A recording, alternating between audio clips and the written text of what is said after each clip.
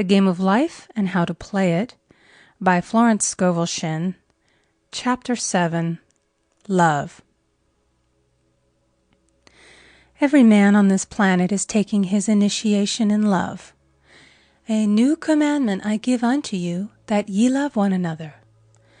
Ouspensky states in Tertium Organum that love is a cosmic phenomenon and opens to man the fourth dimensional world, the world of the wondrous. Real love is selfish and free from fear. It pours itself out upon the object of its affection without demanding any return. Its joy is in the joy of giving. Love is God in manifestation and the strongest magnetic force in the universe. Pure, unselfish love draws to itself its own. It does not need to seek or demand. Scarcely anyone has the faintest conception of real love. Man is selfish, tyrannical, or fearful in his affections, thereby losing the things he loves. Jealousy is the worst enemy of love, for the imagination runs riot, seeing the loved one attracted to another, and invariably these fears objectify if they are not neutralized. For example, a woman came to me in deep distress. The man she loved had left her for another woman, and said he never intended to marry her. She was torn with jealousy and resentment, and said she hoped he would suffer as he had made her suffer, and added, "How could he leave me when I loved him so much?" I replied, "You are not loving that man, you are hating him," and added, "You can never receive what you have never given.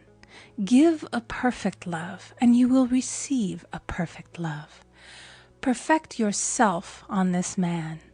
Give him a perfect, unselfish love, demanding nothing in return. Do not criticize or condemn, and bless him wherever he is."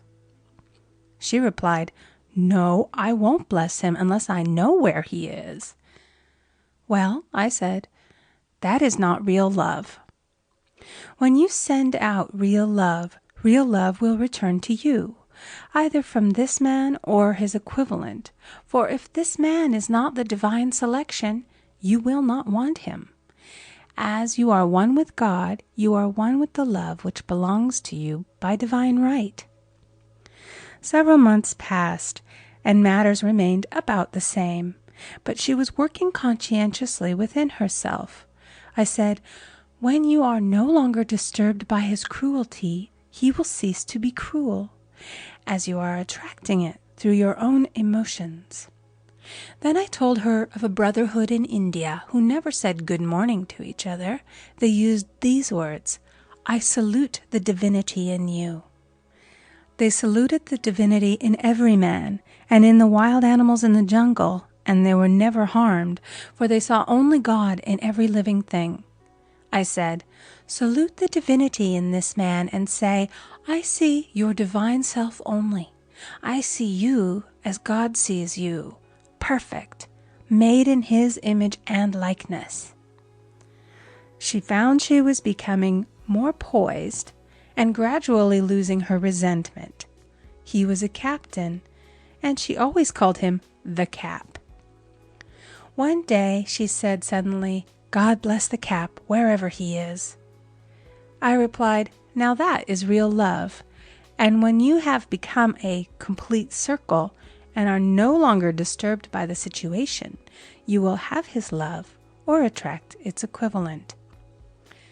I was moving at this time and did not have a telephone, so was out of touch with her for a few weeks, when one morning I received a letter saying, "We are married." At the earliest opportunity, I paid her a call. My first words were, "What happened?" "Oh," she exclaimed, "a miracle! One day I woke up and all suffering had ceased. I saw him that evening and he asked me to marry him. We were married in about a week, and I have never seen a more devoted man." There is an old saying, "No man is your enemy. No man is your friend. Every man is your teacher." So one should become impersonal and learn what each man has to teach him, and soon he would learn his lessons and be free. The woman's lover was teaching her selfish love, which every man sooner or later must learn. Suffering is not necessary for man's development. It is the result of violation of spiritual law, but few people seem able to rouse themselves from their soul sleep without it. When people are happy, they usually become selfish, and automatically the law of karma is set in action. Man often suffers loss through lack of appreciation. I knew a woman who had a very nice husband, but she said often, "I don't care anything about being married, but that is nothing against my husband. I'm simply not interested in married life." She had other interests and scarcely remembered she had a husband. She only thought of him when she saw him. One day her husband told her he was in love with another woman and left. She came to me in distress and resentment. I replied, "It is exactly what you spoke the word for. You said you didn't care anything about being married, so the subconscious worked to get you unmarried." She said, "Oh yes, I see. People get what they want and then feel very much hurt." She soon became in perfect harmony with the situation and knew they were both much happier apart. When a woman becomes indifferent or critical and ceases to be an inspiration to her husband, he misses the stimulus of their early relationship and is restless and unhappy. A man came to me dejected, miserable, and poor. His wife was interested in the science of numbers and had had him read. It seems the report was not very favorable, for he said, "My wife says I'll never amount to anything because I am a 2. I replied, "I don't care what your number is. You are a perfect idea in divine mind, and we will demand the success and prosperity which are already planned for you by that infinite intelligence." Within a few weeks he had a very fine position, and a year or two later he achieved a brilliant success as a writer. No man is a success in business unless he loves his work. The picture the artist paints for love of his art is his greatest work. The potboiler is always something to live down. No man can attract money if he despises it. Many people are kept in poverty by saying, "Money means nothing to me. I have a contempt for people who have it." This is the reason so many artists are poor. Their contempt for money separates them from it. I remember hearing one artist say of another, "He's no good as an artist, but he has money in the bank." This attitude of mind, of course, separates man from his supply. He must be in harmony with a thing in order to attract it. Money is God in manifestation, as freedom from want and limitation. But it must be always kept in circulation and put to right uses. Hoarding and saving react with grim vengeance. This does not mean that man should not have houses and lots, stocks and bonds, for "the barns of the righteous man shall be full." It means that man should not hoard even the principal if an occasion arises when money is necessary. In letting it go out fearlessly and cheerfully, he opens the way for more to come in, for God is man's unfailing and unexhaustible supply. This is the spiritual attitude towards money, and the great bank of the universal never fails. We see an example of hoarding in the film production of Greed. The woman won $5,000 in a lottery, but would not spend it. She hoarded and saved, let her husband suffer and starve, and eventually she scrubbed floors for a living. She loved the money itself and put it above everything, and one night she was murdered and the money taken from her. This is an example of where love of money is the root of all evil. Money in itself is good and beneficial, but used for destructive purposes, hoarded and saved, or considered more important than love, brings disease and disaster and the loss of the money itself. Follow the path of love and all things are added. For God is love, and God is supply. Follow the path of selfishness and greed, and the supply vanishes, or man is separated from it. For example, I knew the case of a very rich woman who hoarded her income. She rarely gave anything away, but bought and bought and bought things for herself. She was very fond of necklaces, and a friend once asked her how many she possessed. She replied, 67. She bought them and put them away, carefully wrapped in tissue paper. Had she used the necklaces, it would have been quite legitimate, but she was violating the law of use.